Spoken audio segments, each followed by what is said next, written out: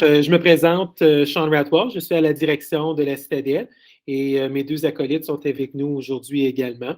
Donc, M. Carl Gagnon, qui vient faire la prière et la reconnaissance du territoire, qui est le directeur adjoint responsable du pavillon intermédiaire, et M. Daniel Legros également, que vous voyez probablement à l'écran, qui est le directeur adjoint du côté du secondaire.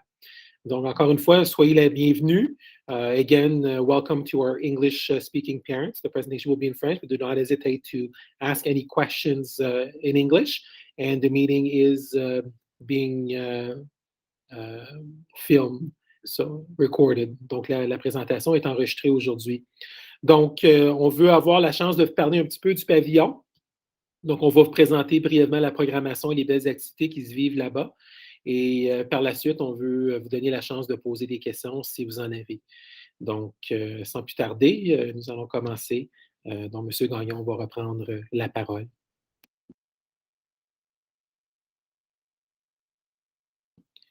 Donc, pourquoi choisir la Citadelle?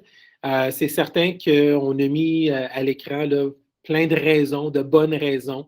C'est certain qu'à Cornwall, on est choyé. Il y a plusieurs écoles, donc on a vraiment le choix, mais c'est certain que nous croyons que nous sommes le meilleur choix pour les raisons qui sont énumérées à l'écran. Mais si je mets l'accent peut-être sur quelques raisons en particulier qui nous différencient des autres, c'est certain la question du bilinguisme de haut niveau.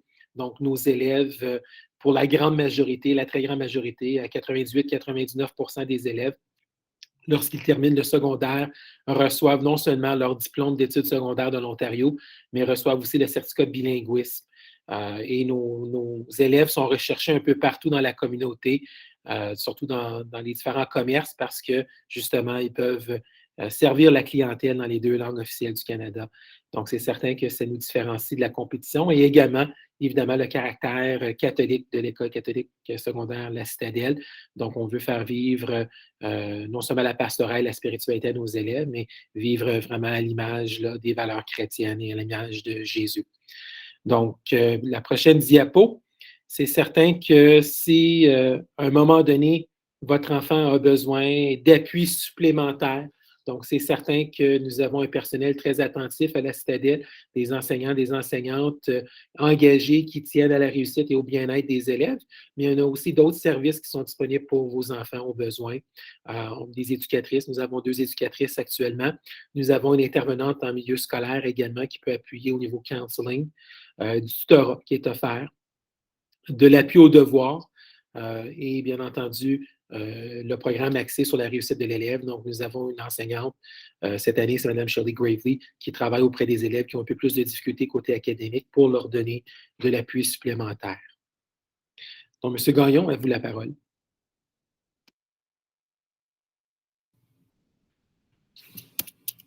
Merci, M. Radwell. Nous allons procéder avec une belle vidéo que nous allons vous présenter à l'instant.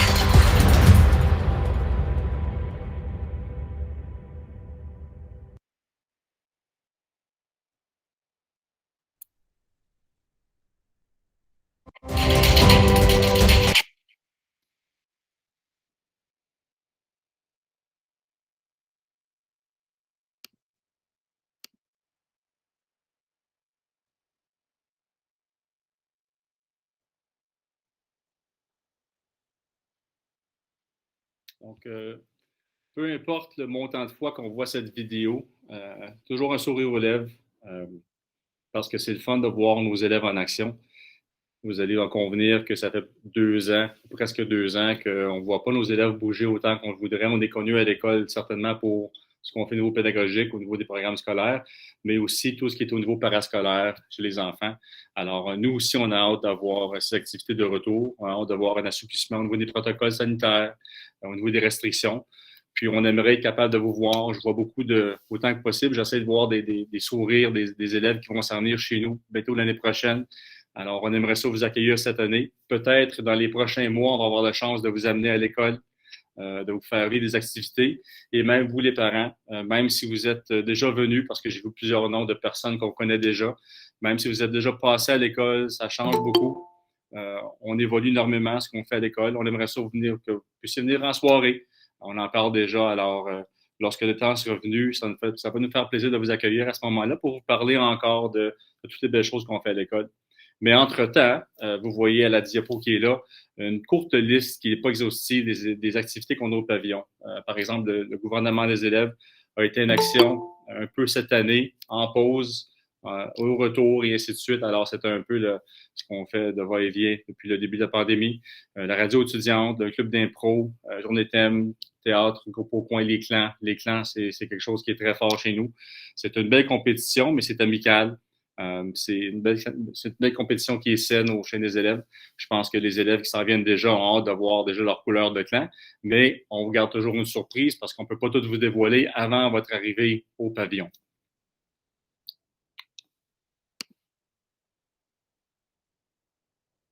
BAM, c'est un autre programme qu'on a depuis, je vous dirais, à peu près 7 ans, qui fonctionne très bien, que les élèves adorent énormément.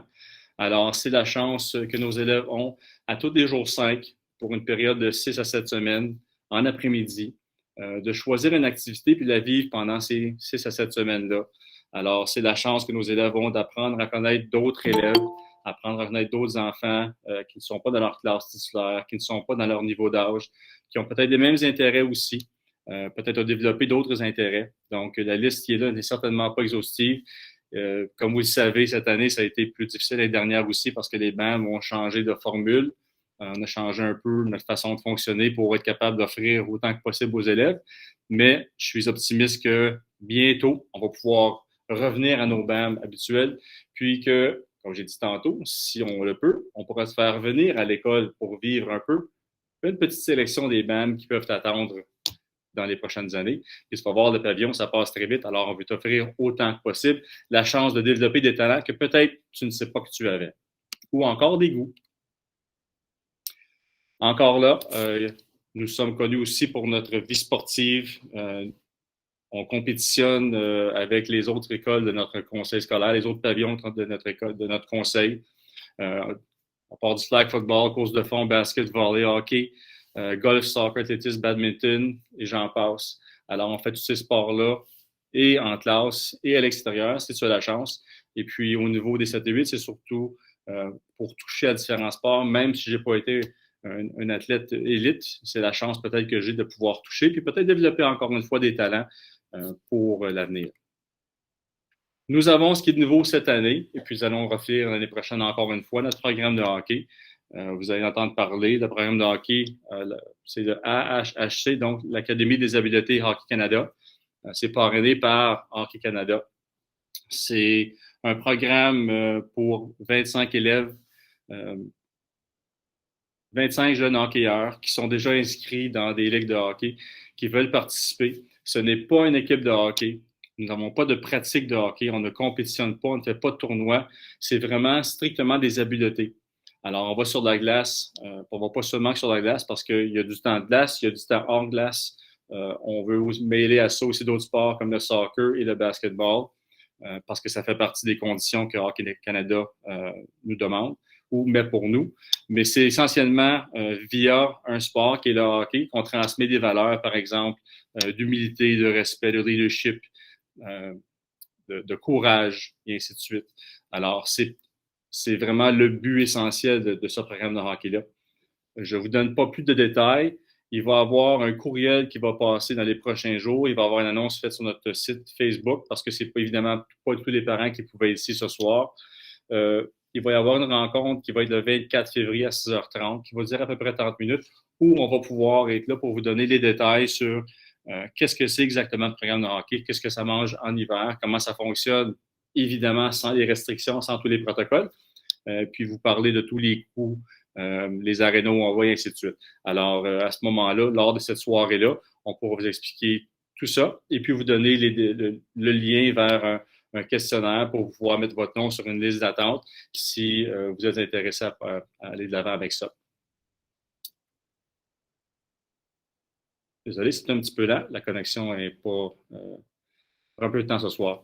Alors, au niveau des installations scolaires, ça serait préférable, ça serait encore plus facile si vous seriez ici. On pourrait définitivement faire le tour de tous les locaux, vous montrer que l'école est grande. C'est souvent une inquiétude qu'ont les élèves et surtout les parents. Même si les parents ont déjà venu ici comme étudiants, ça a changé, ça l'a changé évidemment. Le pavillon semble très grand, mais lorsqu'on fait la tournée, c'est très court, c'est très petit, il y a seulement qu'un corridor qui s'applique surtout à nous. Alors, on a un espace de création collective, quelque chose qu'on appelle en anglais un makerspace, où est-ce qu'on peut faire plein d'activités.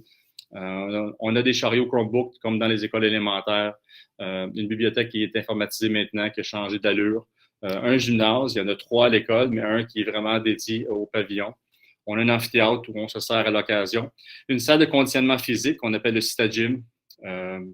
Tout ce qui est au niveau Google à l'école, Classroom, on s'en sert dans tous nos cours.